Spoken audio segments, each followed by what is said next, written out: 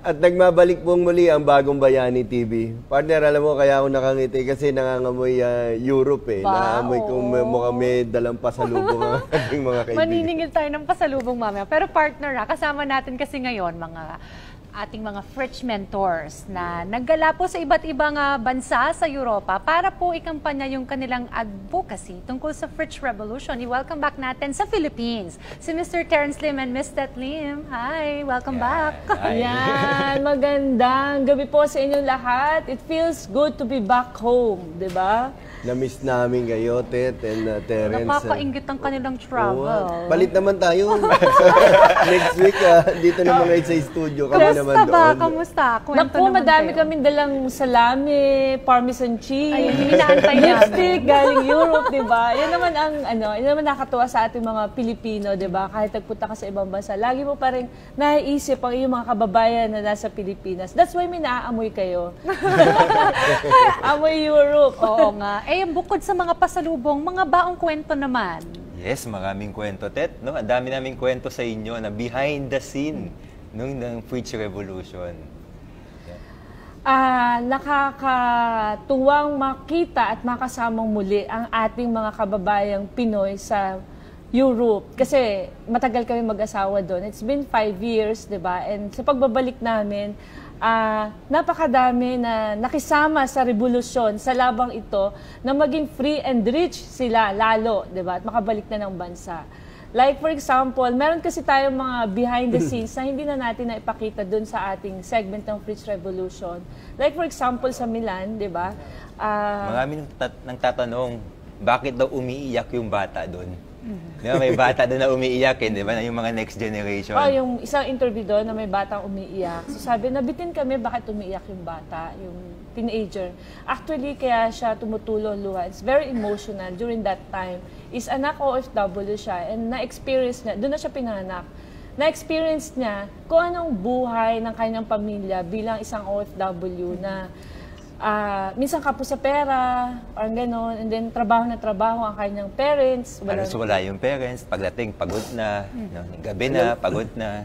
Napanood ko nga yung mga video nyo, pakikipag-usap doon sa ating mga kababayan Pilipino. And talagang emotional sila, lalong-lalo na yung kaibigan nyo dati doon na nakikita ulit kayo, na magkakasama ata kayo ngayon, isa na rin siyang free and rich. Kaya nakakatuwa talaga. Si Fritch Ringo, anakan po yun, na dati na puno ng utang, umuwi ng Pilipinas, and then ngayon, pabaka-bakasyon na lang siya sa Rome, Italy. Yan. Isa sa mga pinicture natin. At ito pong batang ito na sinasabi ko kanina umiiyak, alam niyo po ba kung dahil sa naging experience niya, hindi na kasi natin na pinilit niyang makapagtapos sa magandang school sa Italy as scholar ng Bocconi ng school. And ngayon nakapagtapos siya, isa niya nakita is magtayo ng isang organisasyon para sa second generation ng mga Pilipino sa Milan.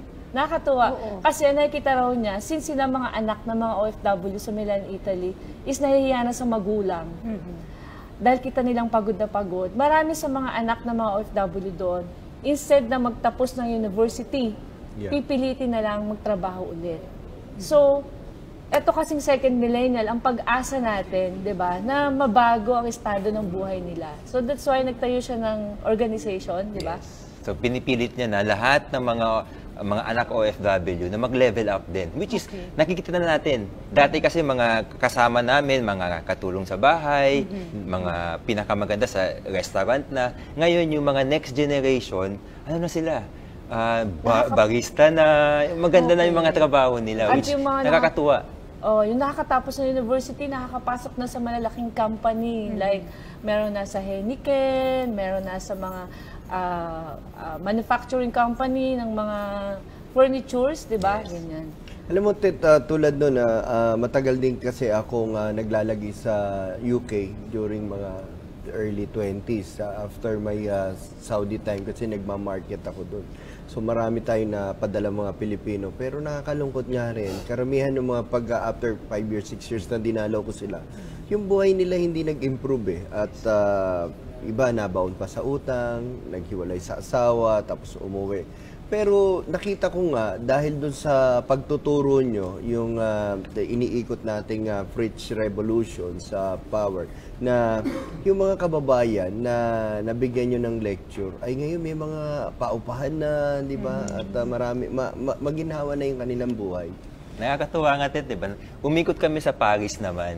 Nag-survey lang kami. Sabi namin, survey nga tayo dyan sa Victor Hugo kasi maraming Pilipino dyan. Yeah. Nag-survey kami. Ang tanong namin is, saan nyo pinapadala yung pera nyo? Whether sa investment ba, gastos ba sa Paris, o padala?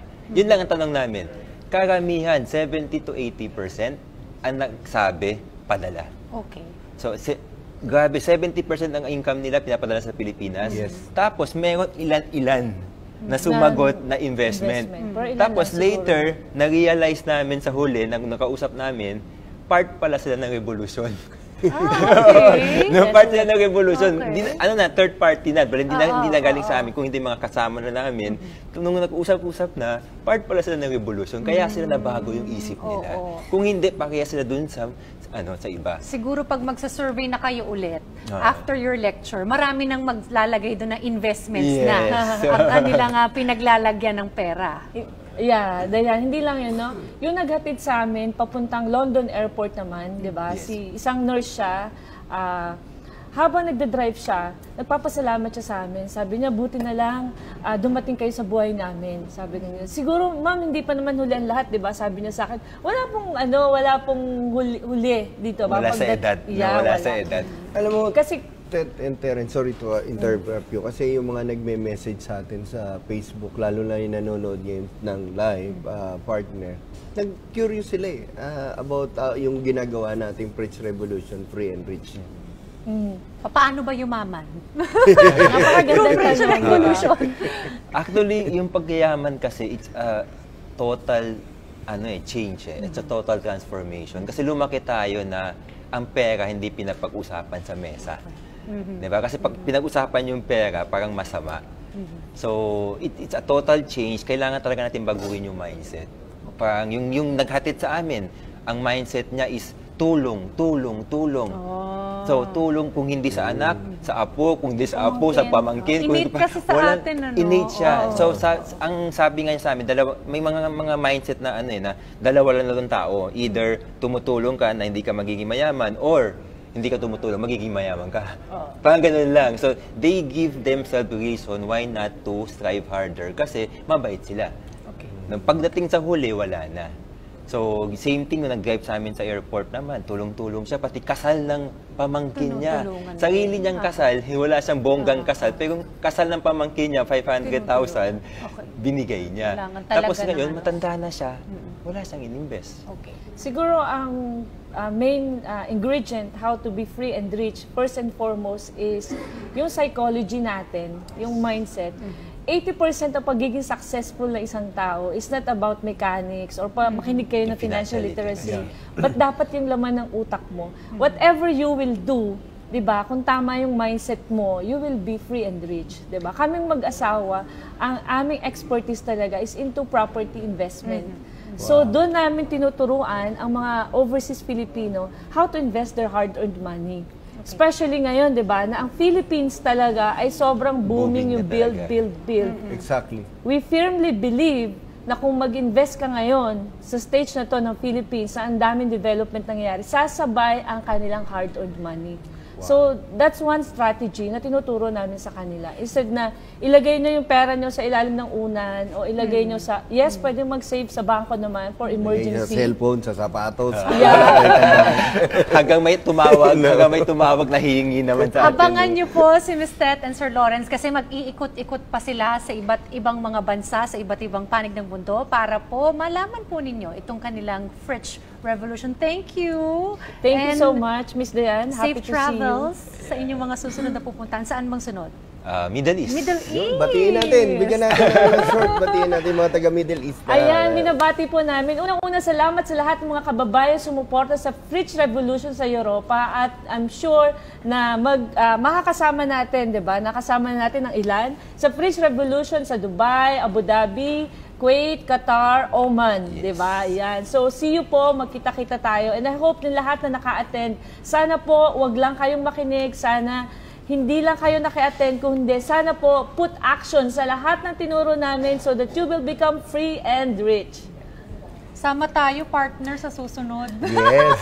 Makapag-travel all around the world. Huwag po kayong alas, magbabalik pa rin po ang programang Tahanan ng mga OFWs. Ito ang